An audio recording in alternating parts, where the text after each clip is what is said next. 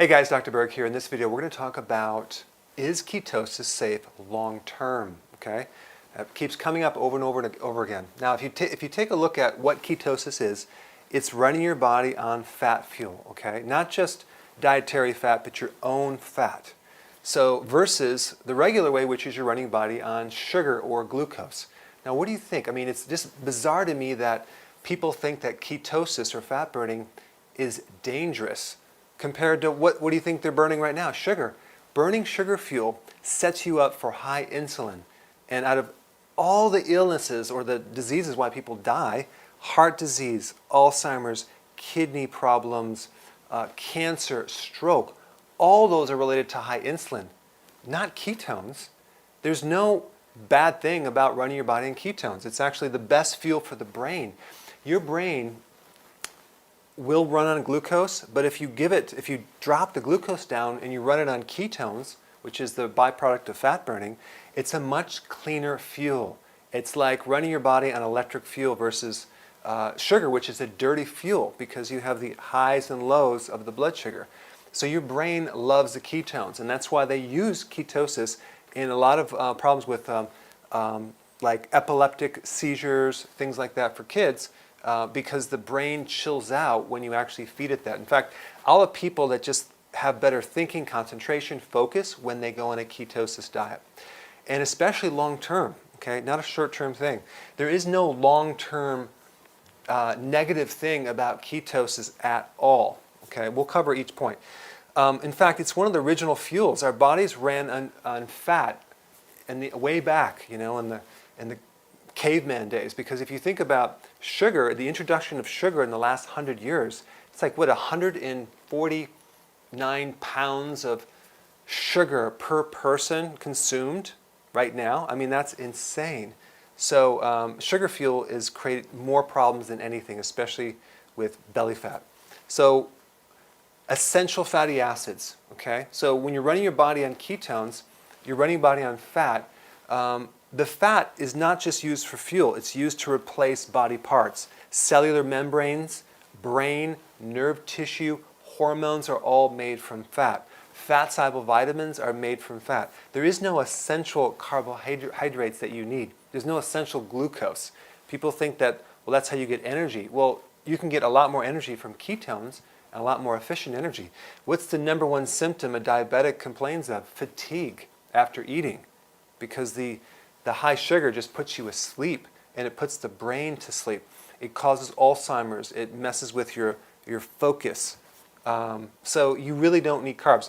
Now, you need vegetable carbohydrates for the vitamins, minerals, and trace minerals for sure, but the actual carbohydrate in there you don't need, okay? And it's a myth that, you know, it's dangerous and it creates ketogenic acidosis. Ketogenic acidosis is basically a condition where your pH is becoming more acidic from a diabetic type 1 situation where you have no more insulin, you can't regulate it. That's completely different than doing a ketosis diet healthily. Okay? You're not going to even get close to the amount of acids, which is a byproduct, if you have any insulin at all, which you do have. It's not a problem. So this is not even a factor.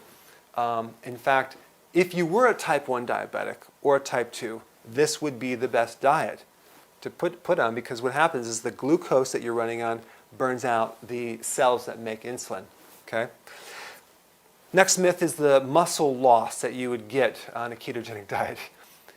Ketones do not equal muscle loss. In fact, when you do ketosis with intermittent fasting, you increase the very hormone that preserves proteins, especially the muscle, growth hormone. So intermittent fasting increases growth hormone, and so does the ketogenic diet. If you're on the regular glucose diet, or you're running on sugar fuel, which everyone is doing, you're going to raise insulin, and insulin will lower growth hormone and cause more muscle loss. Take a look at a diabetic or a pre-diabetic. They're losing muscle tissue, okay? Especially type 1 diabetics. So we want to keep the insulin low. Here's another myth. Ketones are dirty, sugar's clean. No, it's just the opposite. Ketones are clean, and it's like running your body on sugar is like running your body on diesel fuel. It's dirty. especially it gives a lot of byproducts in the whole metabolic pathway.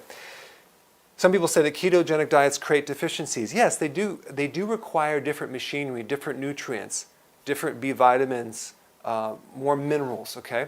But as long as you have enough vegetables and maybe you're adding more minerals, potassium and B vitamins, you're totally fine.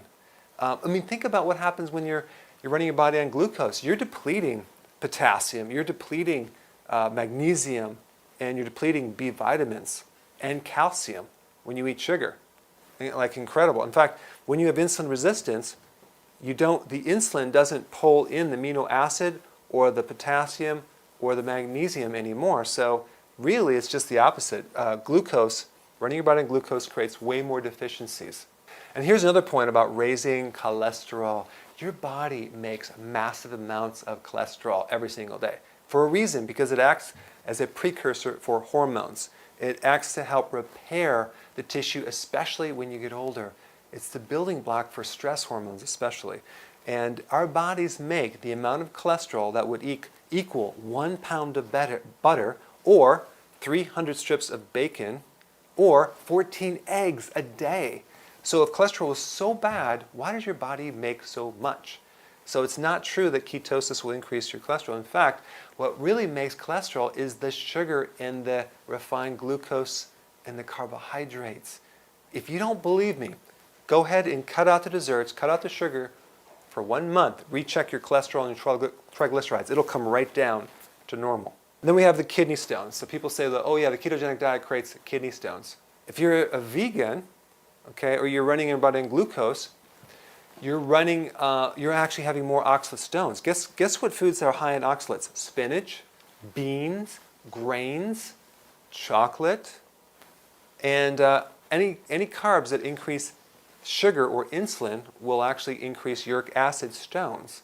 So in reality, ketogenic diet will protect you. The only thing you need to do is you have to consume some lemon juice just to start to help you balance that out a little bit more. All right, so I just wanted to cover some key points. Ketosis is the only way to be healthy long term, and I think you should learn about it, get all the details, do it healthily, and add intermittent fasting, add more vegetables, and I think you're gonna feel better and you're gonna look better. Thanks for watching.